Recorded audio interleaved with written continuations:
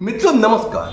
मित्रों, क्या आप आजकल ऐसा फील कर रहे हैं या सोच रहे हैं कि क्यों प्रकृति में भी, देश के ऊपर भी और मानव जीवन के ऊपर भी अजीब तरह के संकट आ रहे हैं। भूकंप आना, युद्ध होना, अंतःकलह होना और उसके साथ साथ मना और दुर्घटनाएं होना, प्लेन क्रैश हो जाना, सुनामी आ जाना और भूस्खलन हो जाना। ये क्या स्थिति है? पीछे आज में क्या योग छुपे हैं?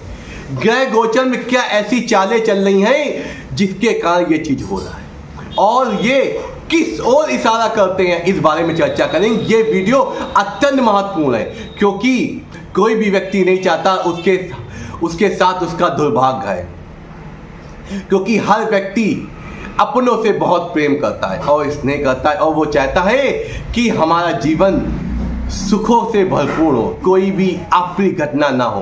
तो आइए चलते हैं ये किस कारण हो रहा है और इससे कैसे बचाव किया जा सकता है और क्या ऐसी भूमिकाएं हैं, कौन से ऐसे ग्रह हैं, इन सब की जानकारी मैं इस 5 मिनट में आपको दे दूंगा और ये 5 मिनट आपके आगे आने वाले समय को भी निर्धारित। आइए चलते हैं इसके बारे में जानकारी करने के लिए। देखो, पहला क्या है, ग्रह गोचर में जब भी मंगल केतु शनि राशि में आते हैं, सिंह राशि में आते हैं। सिंह राशि आप जानते हैं उग्र राशि होती है। मंगल भी साहस, युद्ध और आपदाओं के कारक होते हैं। वही केतु भी, केतु के पास धड़ तो होता नहीं है, सिर तो होता नहीं है, बस धड़ होता है। वो जिस ग्रह के साथ रहता है और जिस भाव में रहता है उसकी गति को बढ़ा देता है। वही स्थितियां हो रही हैं।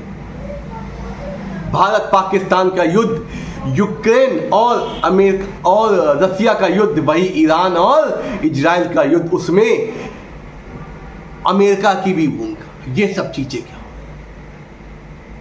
क्योंकि जब भी शनि की राशि में राहु आता है तो शापित दोष बन जाता है। आपने जो भी कर्म किए होंगे, जैसा भी किया होगा, उसका प्रतिफल देने का मौका करता है। वही मंगल राहु की स्थिति, ये भी बहुत ही भयानक और चीजों को और ज्यादा प्रभावित करती, क्योंकि राहु का काम होता है चीजों को और भयावह कर देना।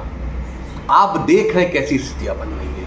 वही चंद्र केतु विष योग, इसी प्रकार ये सब चीजें जो हैं स्थितियां बन रही। वही ये जो वर्ष है 2025, ये भी अंक 9 होता है, मंगल का अधिपत्य करता है। वही मंगल केतु मंगल, क्योंकि मंगल इस समय अमंगल की भूमिका निभा रहे हैं, तो इसलिए ऐसे डिजास्टर ये सब।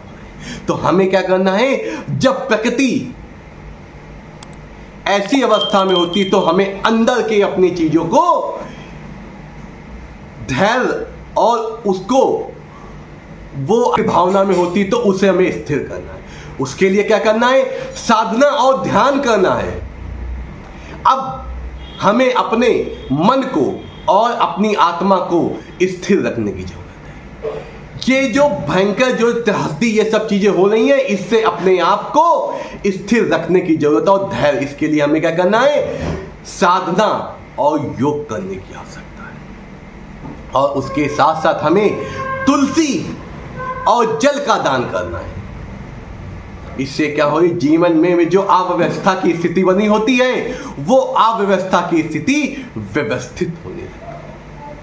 इस समय हमें शुद्ध और स्वच्छ भोजन का इस्तेमाल करना। हमें नॉनवेज इत्यादि जो चीजें होती हैं उनका सेवन नहीं करना, क्योंकि क्या होता है, मंगल और केतु की स्थिति और ज्यादा भयावह हो जाती है और आपके लिए और दुष्कारी भी हो सकती है। तो इसलिए हमें ये जो नॉनवेज इत्यादि वाली चीजें होती हैं, इनसे हमें इस समय दूरी बना के रखना है और हमें अपने इष्ट को याद रखना है, इष्ट के मंत्र का जाप करना है और जहां तक हो सके हनुमान जी को प्रसन्न रखना है। क्योंकि अगर आपके कुंडली में मंगल अगर किसी भी अवस्था में, अशुभ अवस्था में है, तो समझ लीजिए आपके लिए दुष्कर और आहित आपको प्रदान करने वाली हो जाती है। वही मंगल अगर शुभ स्थिति में है तो ये आपके लिए धन, वैभव और प्रसिद्धि भी देगी, साहस भी देगी, आत्मबल भी देगा।